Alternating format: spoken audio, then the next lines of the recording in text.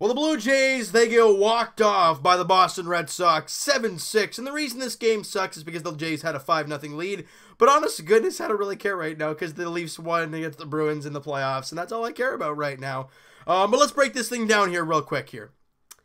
First two innings, Aaron Sanchez didn't look that bad.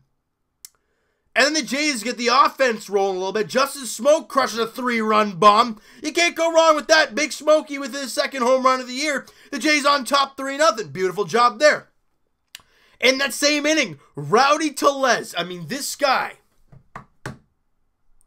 absolutely plasters, destroys, demolishes, whatever word you want to use, pulverizes a ball.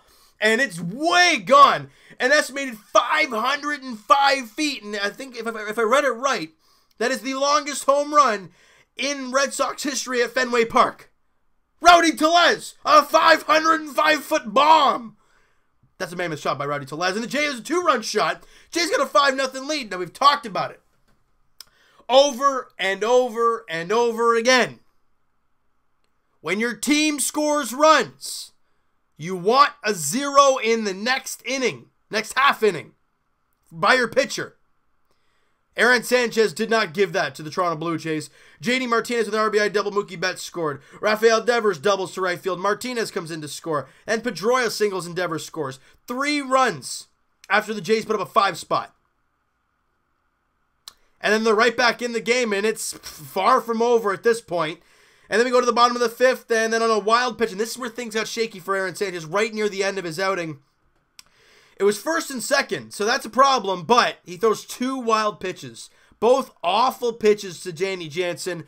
He can't handle them, and one advances the runners to 2nd and 3rd, and then the other one is a pass ball, and Xander Bogaerts comes in to score. It's a 5-4 game.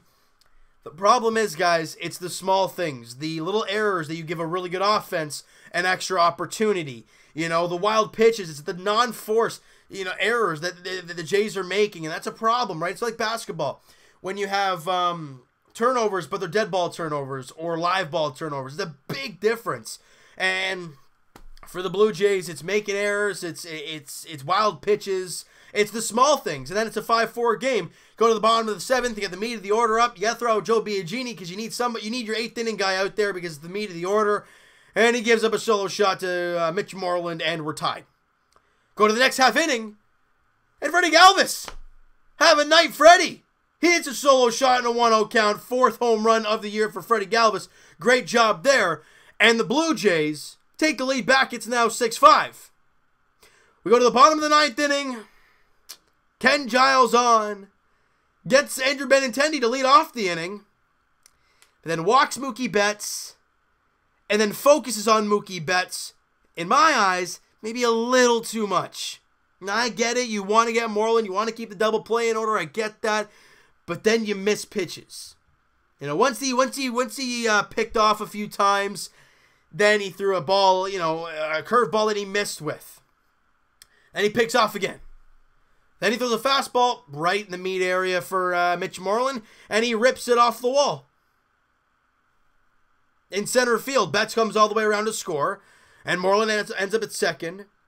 And we're still tied, but the momentum is not even close to there.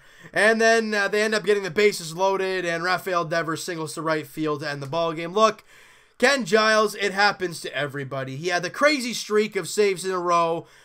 That's done. Now you can get back to it. The whole streak is now off your shoulders, Ken, and you can get back to work. I mean, it wasn't a great one. The Jays lose. Oh, well. Hey, Leafs beat the Bruins. I don't care. Game 1 goes to the Leafs. I'm going to reiterate that because it happened again tonight. Woo! That's what we like to see. I'm just so jacked up about that, everybody. But you know what? If you want to take positives out of the game, the Jays did have 8 more hits again today. They did score 6 runs against the Boston Red Sox. They scored all 5 of those runs against Nathan Eovaldi. The starters for the Red Sox have been horrendous this year, and they continue that trend again today. Now, Freddie Galvis, 4 for 4 in the game with the home run and an RBI. His average is now is .395. What? I mean, that'll obviously come down, and it will come down at some point. Smokey 1 for 3 with the home run. Randall Grichuk 0 for 3, but he does get the walk and comes around to score on the Rowdy Tellez home run. Who goes 2 for 4 did Rowdy Tellez. He gets the home run, strikes out a couple times, but he gets a couple RBIs as well. Great job by Rowdy Tellez there, getting the debut in the 5-hole. Great to see for Rowdy. Great to see Gurriel Jr. And you know what? I think Lourdes Gurriel Jr. is starting to find himself now. He's been kind of the topic of discussion a little bit here to start the season. You know, hadn't really had the offense going for him. He's been swinging. He's been trying to do too much.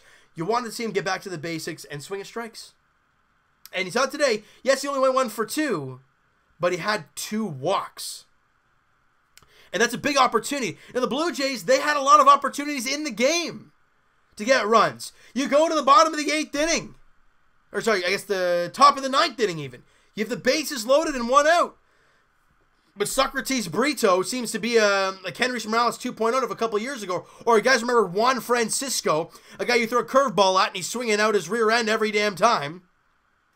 And Brito, the book's on him. Throw him a curveball and he's swinging at it. It's exactly what happens. He strikes out twice in the game and he strikes out in that 8th inning. Or sorry, in the top of the 9th inning to end up getting 2 out in the game. All he needed was a sac fly or to stay out of a double play and you would have scored a run. And the 9th inning might have been a little bit different. But in the end, he strikes out, and then Billy McKinney grounds out, and that ends the inning. And then you go to the bottom of the 9th, and you get walked off 7-6. Clutch hits, guys. I mean, it's the story of it, right? You got to get clutch hits in this league. If you're not going to get them, and it happens. You're going to lose games, whatever. You know, the Jays, we expect this team to lose a lot of games this year. With the loss today, the Jays are now 4-9 on the year, tied with the Boston Red Sox for the basement in the American League East. Jays fans, it's going to be a long year. We all know that. By the way, did you guys see Vladimir Guerrero Jr. crush that 3-run shot today there in Buffalo? Oh, he's back in Buffalo, and he just hit a monster shot today. Now, we're not going to start the whole, bring him up, because we know what the plan is. So we don't talk about it and just enjoy him crushing baseballs down there in AAA until the Jays are ready to bring him up, and then we'll enjoy Vladimir Guerrero Jr. baseball. All right? Now, the next series for the Toronto Blue Jays starts tomorrow night as the Jays come back home to take on the Tampa Bay Rays. The Tampa Bay Rays have been dynamite. They've been incredible this year. 10-3 to start the year. Ryan Stanek is going to be the opener for the Tampa Bay Rays against Trent Thornton, who's had a very good start to his very, very young Blue Jays career. And he's on the mound there tomorrow in Game 1 of the series, 7:07 first pitch. As for Saturday, 3:07 first pitch at Rogers Center. It is going to be a busy day downtown. You get the Jays at home against the Rays, Blake Snell, and Clay Buchholz getting his first start as a Blue Jay there on Saturday afternoon. Then you get the Raptors, and you get the Leafs. Well, the Raptors are at home, so the square's going to be packed, and the arena's going to be packed, and you get the Leafs and the Bruins later on that night. The square's going to be packed. I'll be down there for both those games. It is going to be crazy. It's going to be a lot of fun. Can't wait till Saturday night. All right, and then on Sunday, they wrap up the 3-game set with Charlie Morton on the mound for the Rays and Marcus Stroman on the mound for the Blue Jays. All right, so that is the 3-game set before the Jays head out to Minnesota to take on the Twins there starting next week. All right, now, guys, I mean, you can't really dwell on these types of games. You can't really say, oh, the team's terrible. What do you expect from this year? Like, I know we look at the Leafs and we look at the Raptors and we look at how they're doing, and you expect things with the Blue Jays. You just can't. You just can't. In 15 and 16, the Leafs were going through a rebuild. Did we expect anything from the Leafs? No, you didn't. And I understand the rebuild's probably going to take a little bit longer than it did for hockey, but we just got to get through it. Look, the prospects are coming. Bo Bichette, Vladimir Guerrero Jr., Kevin Biggio, all your young ones down there as well. They're going to be coming soon enough.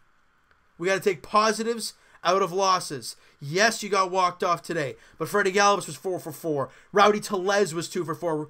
Great to see Gurriel get a hit in the game today. Great to see, even though Danny Jansen was 0 for 2 with a couple strikeouts, he did walk in the game and got hit by a pitch. So if you look at on base percentage, he was 2 for 4. So there you go.